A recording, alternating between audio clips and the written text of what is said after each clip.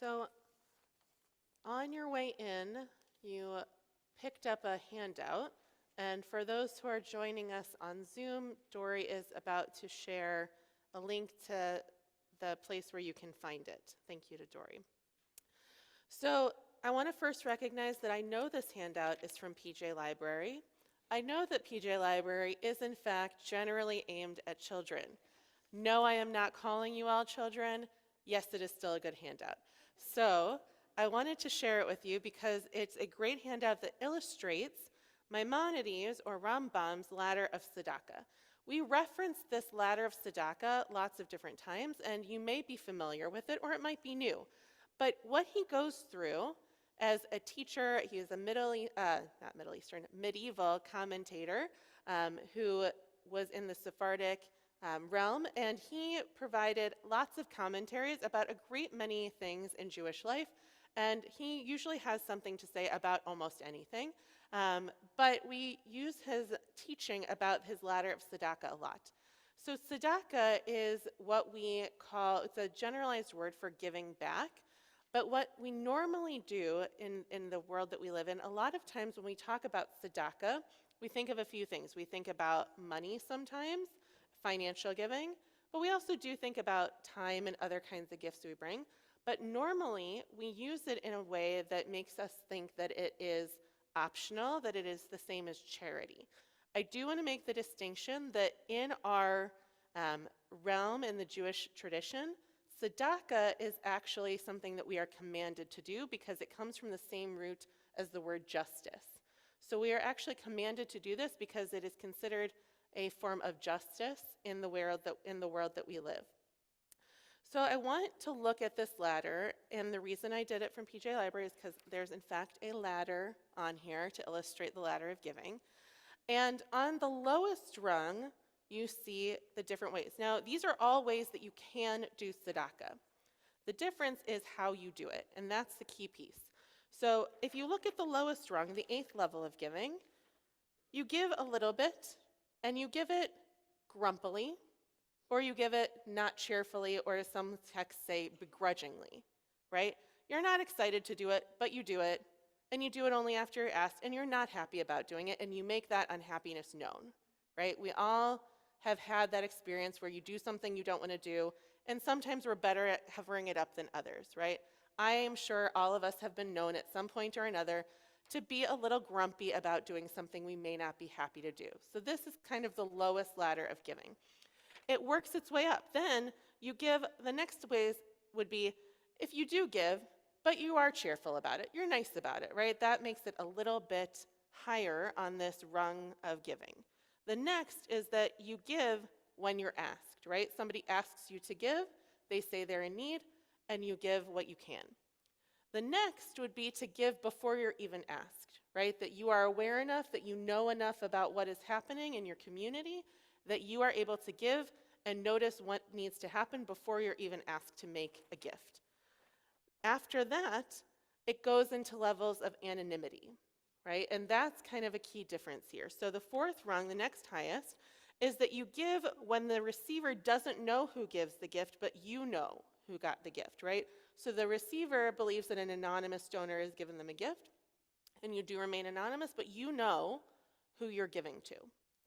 The one above that is when neither you, when you don't know who the money goes to, but the receiver knows who gave it, right? So kind of the inverse. Above that is when it's total anonymity, right? Where neither you, the gift giver, nor the recipient know who each other are. That you are doing this in potentially a community fund or a community foundation, and two people have no idea who is giving and who is receiving. Now, the highest level is helping create self-sufficiency, right? It is entering into a business partnership, giving a loan, or helping somebody to get a job, okay? So that is the differences and levels. So say loudly, I will repeat it for the Zoom congregation. What are a couple of things you notice about the distinctions here? What are important notes here?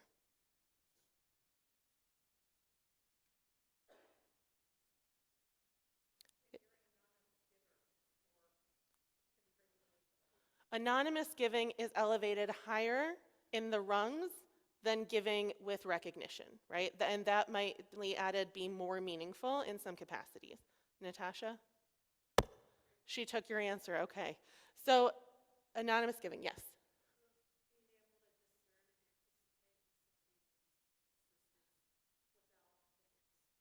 Excellent.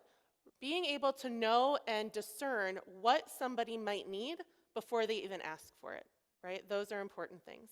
So having a little understanding of your community and what they need and allowing yourself to do it in a way that maybe does or does not garner recognition, that changes where you are on this level of giving. And also giving willingly versus unwillingly are key components here, right? When you give and you're grumpy about it, it's a little bit different on this ladder of giving than if you give anonymously and willingly, for example. And so if you look at that, Ramban's main concerns are kind of twofold. He thinks that there are two concerns that we should be looking at here. One is dependency, right? The highest level of giving is to allow for self-determination and autonomy and independence, right? And also this notion of shame in many ways, right?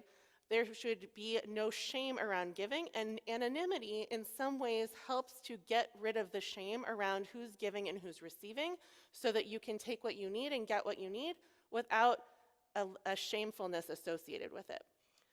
And oftentimes I think those two things, the idea of having financial independence and having a level of shame associated with not having that, are something that speaks in many ways to a lot of us. And it is very, I would say, resonant with us as Americans in particular. But I also wonder if it's actually the right way that we should be looking at giving.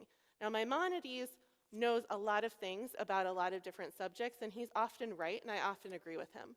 However, I wonder if independence should be the thing that we are ultimately striving for, and the idea that needing each other and bolstering each other and giving what each of us is capable of is in fact negative, right? Is it actually shameful, or should it be shameful, to ask for what you need and to allow others to supplement what you have and with what they have, right? Is community leaning on each other something that we should be looking at in the way that Maimonides frames it?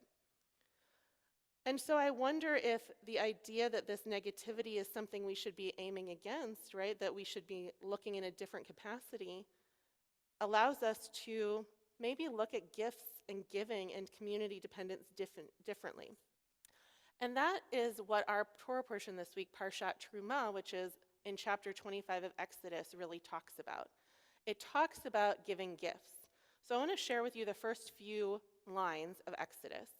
It says that Adonai spoke to Moses, saying, "Tell the Israelite people to bring me gifts. You shall accept gifts from me from every person whose heart is so moved.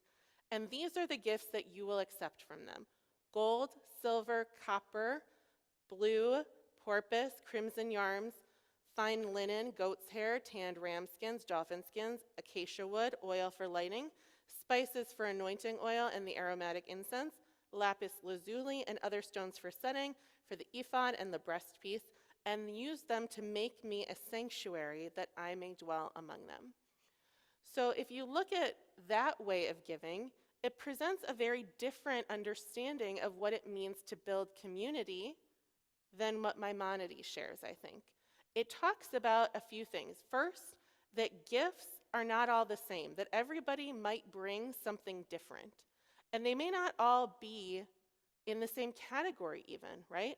I may have goat hair. I don't know why I would, but maybe I do. Sandy may have a lapis lazuli stone. Somebody else may have a dolphin skin. We all bring what we need, and they're not differentiated in terms of what is more valuable, right? We all have what we have, and we bring what we bring, and together we create this tabernacle for God. The other thing it talks about is that we give gifts when our hearts are moved to do so. And those things together allow for the divine to dwell among us, right? For God to have a place to dwell among us. And so there are different ways of looking at how we give and how we receive in community. And so I want to share with you a perspective from Rabbi Mackenzie Zev Reynolds. And she suggests that what Terumah talks about, that the framework of this Torah portion might prompt us to construct a new framework for giving and sharing resources. The heart-incited offerings that we give freely enable our community to cohere and to sustain itself. In our world where we function separately from the specific requirements of the temple system, we can be expansive in thinking about what our communities need to cohere and sustain themselves. Instead, we might ask, what are my community's needs? How might we be able to meet those needs? What might I be able to give? We might not start with what an individual wants to give, but with what is needed, and move from there to strategize how to meet those needs, including thinking about how each individual might contribute to the needs of the community through their own resources and gifts. So what she's suggesting is there are many ways to build and sustain and create cohesive community. On the one hand, we have different levels of giving and meeting needs that Maimonides suggests. And in our Torah portion this week, we have something different because each of us have skills and passions and time and resources to share. And if we think about what each of us can bring to the table, we have more than what we need available to create this cohesive community. Rabbi Denise Egger teaches that a terumah, a gift, is an offering that comes from the deepest recesses of the heart. Then and now, it's a privilege to be involved in the sacred work of building community and creating a dwelling place for the divine. And so with all of that together, what I feel like we can understand and what I believe it teaches us is that if each of us comes with our own terumot, our own gifts, to share with others to build community, and when we do it in a way that our hearts are moved to give those gifts and that we give them a free will offering, we in turn receive immeasurable gifts from our community right back to us. And it allows us to welcome God, welcome to whatever we consider divine in our lives, to dwell among us and be part of our lives. Because we always receive far more than we give if only we can open our hearts to becoming partners in the ever-unfolding act of creating community. Shabbat Shalom.